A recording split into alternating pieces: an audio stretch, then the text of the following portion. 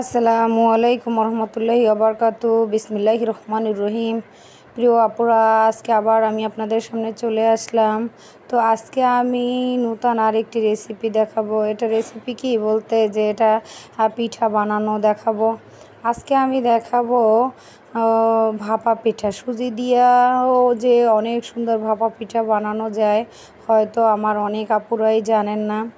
যারা জানেন তারা তো কিভাবে বানান অবশ্যই কমেন্টে জানাবেন। আর যারা জানেন না তারা এভাবে ট্রাই করতে পারেন। তো আজকে আমি ভাবছি কি বাচ্চাদের জন্য সুজি দিয়ে ভাপা পিঠা তৈরি করে দিব ওদেরকে নাস্তা। আর এজন্য আমি আগেই নারকেল কুড়িয়ে রেখেছি এবং মিঠেই ছোট ছোট করে মানে করে রেখেছি। আর এখন আমি সুজিগুলো একটু হালকা উষ্ণ মানে গরমও না, একেবারে নর্মাল পানি দিয়ে তারপর গুলাইয়া তারপরে 5-10 মিনিট এখানে রেখে দেব, যাতে ভালোভাবে সুজিটা ভিজে যায়।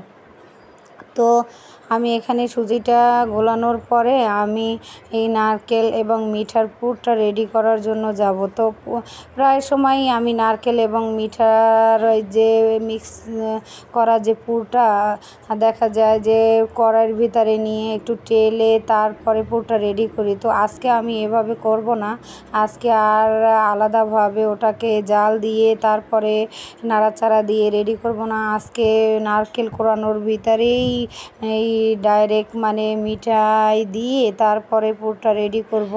খুব সহজ উপায়, অল্প সময়ের মধ্যে যেন তাড়াতাড়ি হয়ে যায়, এজন্য আর কি।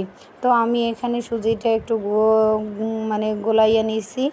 এখন দেখা যায় 5-10 মিনিট এটা সাইডে রেখে দিয়ে তারপরে আমি নারকেল এবং মিঠাটা হাত দিয়ে একটু মেখে নিব।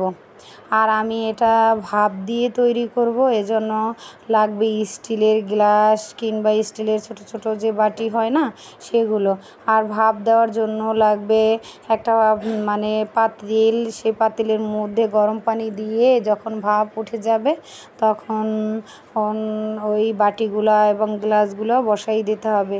তো আমি কি করলাম যে একটা ননস্টিকের পাতিলের ভিতরে এগুলো আর কি সেট করব বসানোর জন্য। তো আমি সামনে আপনাদেরকে দেখাই দেব কিভাবে আমি বসাইছিলাম। তো আমার এখানে দেখা যায় বাটিটা পুরো ভরে গেছে ভিজা আর সুজিগুলো, এজন্য আমি আলাদা আর একটা বাটিতে নামিয়ে নিলাম একটু নাড়াচাড়া দেওয়ার জন্য। যে নাড়াচাড়া দিলে হবে কি যে ভালোভাবে বোঝা যাবে। আর ওই বাটিটা একেবারেই ছোট হয়েছিল এজন্য। তো আমি এখানে এতটাই ঘন হয়েছে এজন্য আরেকটু পানি দিয়ে তারপর ভালোভাবে এটাকে গুলিয়ে নিয়ে তারপরে এটাকে মানে সেট করব কিভাবে করা যায়। তো বাসায় দেখা যায় অনেক বাচ্চারা বা অনেক মানুষ পিঠা পুলির প্রতি অনেক মানে আকৃষ্ট, তারা পিঠা অনেক পছন্দ করে। আমার বাসায় বাচ্চারা পিঠা অনেক পছন্দ করে। তো আজকে আর আমি এই নারিকেল এবং মিঠাটা চুলায় জাল করে নেব না, আজকে একেবারেই হাত দিয়ে এটাকে মেখে নিয়ে তারপরে এই সুজির ভিতরে দিয়ে তারপরে ভাপ দিয়ে নেব। এটা অনেক সহজ, যে কেউই চাইলে বাসায় বানাইতে পারেন এবং যার বাচ্চারা বেশি পিঠে পছন্দ করে তারা অবশ্যই বাসায় ট্রাই করবেন মানে সুজি দিয়ে। আর কেউ যদি চায় চালের গুঁড়ো দিয়ে সেটা দিয়েও বানানো যায়, সেটা দিয়ে তবে এভাবে গুলিয়ে নিয়ে না, সেটা অন্য রকম করে। তো সেটাও আমি সামনে নেক্সট একটা ভিডিওতে করে দেখাবো।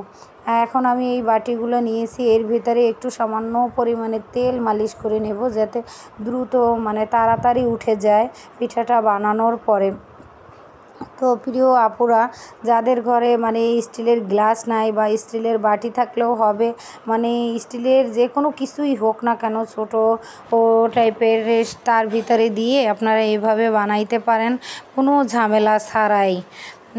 তো আমি এখানে বাটিগুলো সেট করে নিয়ে তারপরে আর কি এগুলো দিয়ে করে তারপরে নারকেল মিঠাইয়ের মিশ্রণটা ভিতরে ঢুকিয়ে দিয়ে দেব। তো আমি প্রথমে গ্লাসের ভিতরে নিতেছি। এখন আমি আলাদা নারিকেল এবং মিঠার পুরটা একটু হাত দিয়ে একটু শক্ত করে মানে মুট করে বটে নিয়েছিলাম, সেইটা এখন আমি গ্লাসের ভিতরে সেট করে দেব। তো দেখা যায় যে আমার অনেক আপুরা অন্য রকমও বানায়, এক একজনে এক এক রকমের বানায়, যে এক এক রকমের স্বাদ হয়।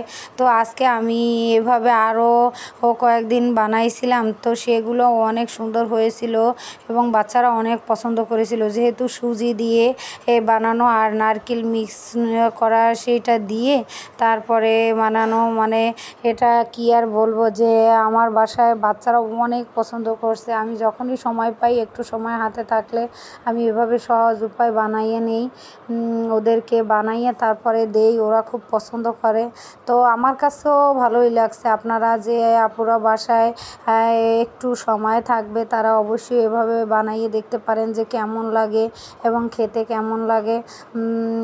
তো আমি দেখা যায় যে সবগুলোই এভাবে সেট করে নিয়ে তারপরে এখন রান্নাঘরে যাব, মানে কিভাবে যে আমি পাতিলের ভিতরে বসাইছি সেটাও আমি আপনাদেরকে দেখাই দেব। একসাথে আমি 3টা বাটিতে ভরতেছি ঠিকই, কিন্তু 3টা বাটি এই বসানো যাবে না, কারণ 2টা বসিয়ে একটা গ্লাস বসাইলে আমার যে ছোটো হাঁড়িটা সেটা ভরে যাবে। তারপরও আমি একবারে ভরে নিয়েছি।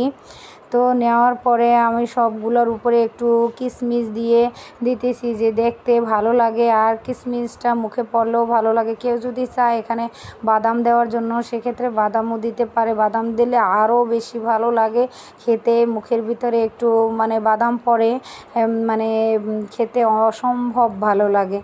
তো আমার এইগুলো আর একদিন যে আমি বানিয়েছিলাম সেটা অনেক সুন্দর হয়েছিল, কিন্তু আপুদের মাঝে শেয়ার করার জন্য আমি সময় পাইনি। তো আজকে ভাবলাম যে আজকে আমি একটু সময় নিয়ে করব এবং আপুদেরকে দেখাবো। আমি এইভাবেই মানে পাতিলের মধ্যে সেট করে নিয়েছি, গ্লাসটা বসাইতে পারি নাই, তাই আলাদাভাবে আমি গ্লাসটা বসাবো, বসিয়ে তারপরে নেব। আমি একটা কাঠি দিয়ে চেক করে নিচ্ছিলাম যে ভিতর পর্যন্ত হয়েছে কি না। তো আলহামদুলিল্লাহ, মানে আমার সব পিঠাগুলোই হয়ে গেছে, এই যে দেখতে পাইতেছেন।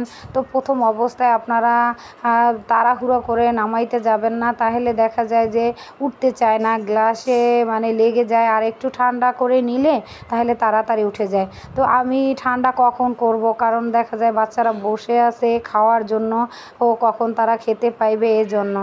তো আমি উঠেই তাড়াতাড়ি হাত দিয়ে ধরতেও পারছিলাম না, যে এত গরম। তো তার ভিতরেও আমাকে তাড়াতাড়ি কাটতে হয়েছে। আর যখন এটা ঠান্ডা করে নেবেন তখন এমনিতেই আরও একটু শক্ত হয়ে যাবে এবং কাটতে বা উঠাইতে সব কিছুতেই অনেক অনেক মানে হাতে লাগবে না আর ভালো লাগবে। আর গরম গরম অবস্থায় করলে হাতে লাগবে এবং হবে। এই দেখেন আমার সবগুলো কত সুন্দর হয়েছে, আর এরা আসলে অনেক সফট হয়। মানে যারা বাসায় এখনও বানান নাই তারা অবশ্যই বাসায় একবার হলেও বানাইয়া ট্রাই করবেন, দেখবেন কতটা ভালো লাগে আর খেতেও কতটা ভালো লাগে। আমার প্রত্যেকটা পিঠা একটা পিঠা মনে হয় যে কত সুন্দর হয়েছে, একেবারে ভিতর পর্যন্ত আর নরম, আর সব কিছুই দেখতে দেখেন কত ভালো লাগতেছে। আল্লাহ হাফেজ।